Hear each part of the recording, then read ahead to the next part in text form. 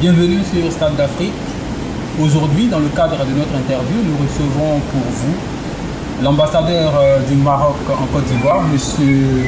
Abdelmalek Kettani. Il va avec nous parler de la participation de son pays aux 8e Jeux de la francophonie qui sont déroulés il y a quelques jours à Abidjan. Excellence, bonsoir. Bonsoir. Votre pays a organisé la première édition des Jeux de la francophonie. Vous étiez récemment à Abidjan avec une forte délégation. Absolument. Quels sont, selon vous, les changements quant à l'organisation de cet événement? Alors le monde des années 80, à la fin des années 80, n'est plus celui de 2017, comme vous le savez. Il y a eu une avancée majeure au niveau technologique, au niveau organisationnel.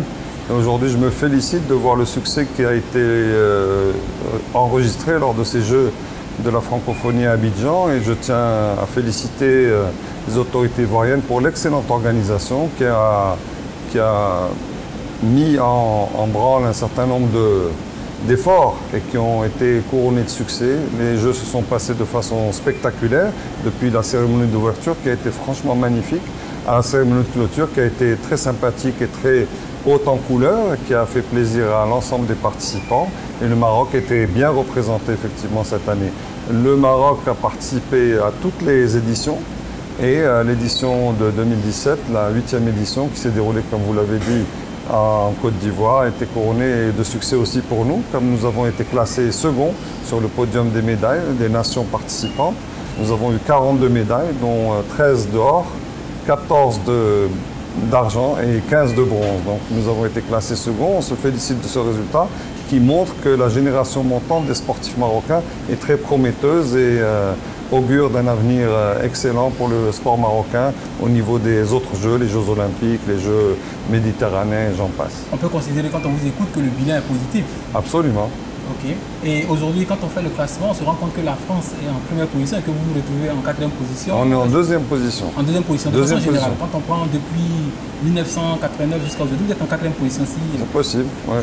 Je n'ai pas fait cette statistique, mais je vous crois sur parole. Mais en tout cas, 4e sur l'ensemble des pays, c'est tout à fait honorable et je pense qu'on se débrouille très très bien. Le Maroc évolue, le Maroc avance depuis l'avènement de Sa Majesté Mohamed VI, dont nous avons célébré il y a quelques jours le 18e anniversaire de son intronisation, démontre qu'on avance au niveau du sport, au niveau d'un certain nombre d'éléments, économiquement, sur les infrastructures et autres. Et le sport fait partie intégrante de l'évolution d'un pays. Ça fait partie de son soft power, comme on dit. Le soft power d'un pays, c'est aussi le sport, la culture. Et les Jeux de la francophonie, ce n'est pas uniquement le sport, mais c'est aussi une partie culturelle non négligeable qui a permis à tous ces jeunes de différents horizons, de différentes cultures, de communier pendant une dizaine de jours et ça fait chaud au cœur de voir tous ces jeunes de différents horizons être heureux ensemble et ça l'avenir de l'humanité. C'est ce genre de manifestation qui lie et qui tisse des liens entre la jeunesse pour que le monde de demain soit encore meilleur et soit plus solidaire et plus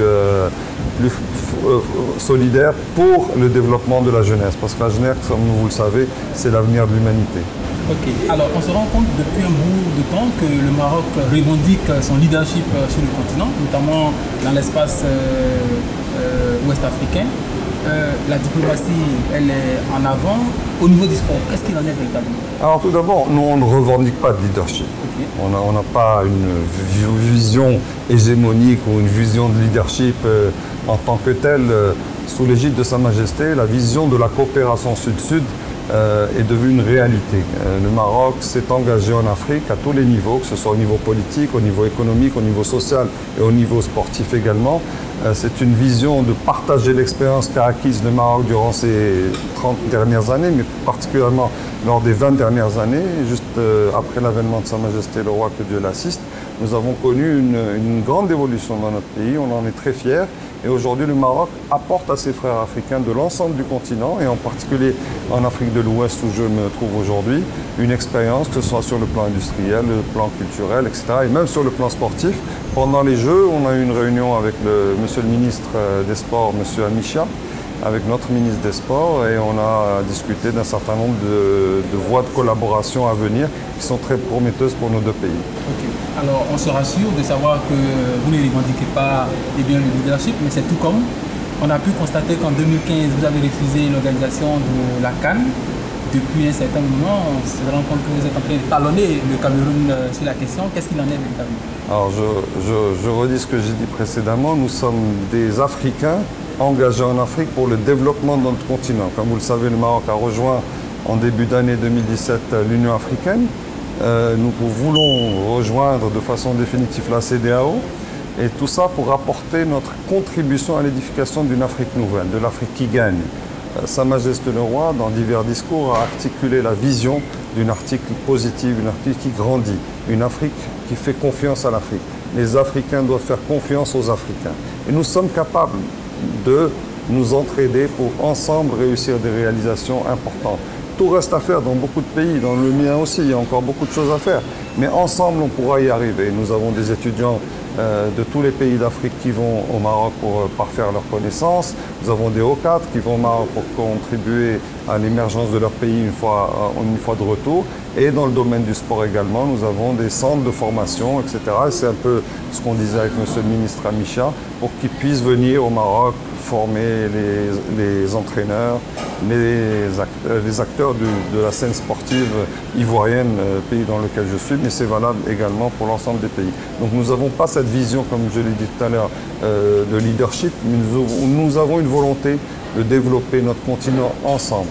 Bien entendu, les autres acteurs internationaux importants sont de la partie et sont dans un cadre d'un partenariat global que ce continent qui est le nôtre, que nous aimons tous, et nous devons le voir évoluer. Et nous en avons les moyens. C'est ça qu'il faut savoir, c'est que nous en avons les moyens, tant humains, parce qu'il y a une jeunesse formidable, mais aussi les moyens financiers et autres, avec l'aide des pays du Nord, qui sont tout à fait disposés à aider, à contribuer dans la mesure où l'environnement politico-économique est positif et prometteur. Donc en 2015, comme vous l'avez dit, le Maroc n'a pas pu tenir effectivement l'organisation de la CAN parce que vous savez très bien qu'il y avait des conditions sanitaires un peu particulières dans cette région avec l'épidémie d'Ebola qui faisait peur au monde entier et non pas seulement en Afrique. Et il a été jugé judicieux de surseoir à cette organisation à ce moment-là. Et on se félicite que cette épidémie est aujourd'hui circonscrite. Et nous espérons effectivement organiser la CAN à l'avenir. Mais pour ce qui est de 2019, nous ne sommes pas décideurs. Comme vous le savez, c'est la CAF qui décide. Notre pays frère, le Cameroun, veut organiser. Il y aura des discussions. Je ne sais pas où ça en est exactement, je ne peux pas vous dire. Mais si le Maroc est sollicité, on est prêt. Nous avons les infrastructures qu'il faut. Comme vous savez, nous avons été candidats à l'organisation de la Coupe du Monde plusieurs fois. Mais même si nous n'avons pas été retenus pour diverses raisons, comme vous le savez, nous avons continué de travailler. Nous avons aujourd'hui construit des stades aux normes internationales, que ce soit à Tanger, à Casablanca, à Rabat, à Fès. Et nous sommes tout à fait prêts à organiser une organisation de ce niveau-là à n'importe quelle. Excellence, les Africains qui vous regardent, qui sont intéressés par le Maroc, qu'est-ce qu'ils retiennent en termes du sport de façon générale? Et je vais vous poser une question personnelle. Quel est le sport que vous pratiquez? Alors moi j'étais un grand athlète, je faisais le 10 000 en 34 minutes à l'époque.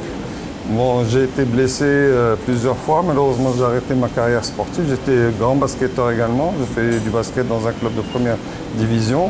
Je fais du saut en hauteur, je fais pas mal de choses. Là, comme j'ai vieilli un petit peu, je joue au golf depuis près de 30 ans, donc je joue assez bien au golf.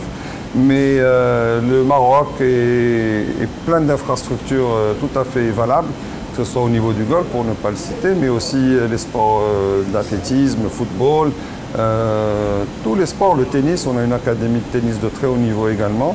Donc les amis et les frères africains sont tout à fait bienvenus au Maroc, ils sont invités à venir voir ces infrastructures et nouer des partenariats avec des instances et nos autorités sportives pour que les échanges se fassent de la meilleure des façons pour le plus grand bien-être de l'ensemble des Africains et encore une fois dans le cadre de la coopération sud-sud telle que l'a souhaité Sa Majesté le Roi, que Dieu l'assiste. Ce qu'on retient du Maroc, c'est que le Maroc, à travers les années, a donné de grandes stars africaines. Je citerai Nawal Moutaoukil, la première dame africaine à avoir une médaille d'or, arabe à avoir une médaille d'or aux Jeux Olympiques de 1984. Hicham El-Guerrouj, le grand Saïd Aouita, nous avons eu des athlètes de très très haut niveau. Nous en avons une autre, une pépinière est en train de se préparer pour briller dans les années à venir. Nous avons une équipe de football tout à fait honorable qui a eu des résultats un peu mitigés, mais qui aujourd'hui reprend des résultats tout à fait honorables. Nous allons être qualifiés, j'espère, à la Coupe du Monde 2018. Et le sport au Maroc se développe. Il y a encore beaucoup à faire, mais je pense qu'on est sur la bonne voie pour hisser haut le drapeau dans les années à venir. Alors, Excellence, c'est ici que nous allons finir. On se rend compte qu'aux 10 000 mètres pour les derniers Jeux à Abidjan, vous êtes reparti avec la médaille d'or. Non, aux 10 000 mètres, oui. Aux 10 000 mètres. Et au foot aussi. Au foot, au foot, des jeunes. On a eu des jeunes formidables qui ont très très bien joué. Le 10 000, comme je vous ai dit, nous avons une pépinière de joueurs et d'athlètes qui arrivent. Et ceux-là en font partie et nous en sommes très fiers. Okay. Alors, merci, Excellence. Mesdames et messieurs, merci de nous avoir suivis. Nous étions avec M. Abdelmalek Kettani, c'est bien ça? Tout à fait. Ambassadeur du Royaume du Maroc en Côte d'Ivoire. Avec lui, nous sommes revenus sur les grandes lignes de leur participation aux 8e Jeux de la francophonie qui sont déroulés il y a quelques jours à Abidjan. Merci d'avoir suivi avec nous cet entretien. On espère vous avoir apporté assez d'informations sur leur participation. N'oubliez pas de rester sur votre chaîne préférée, Stade d'Afrique.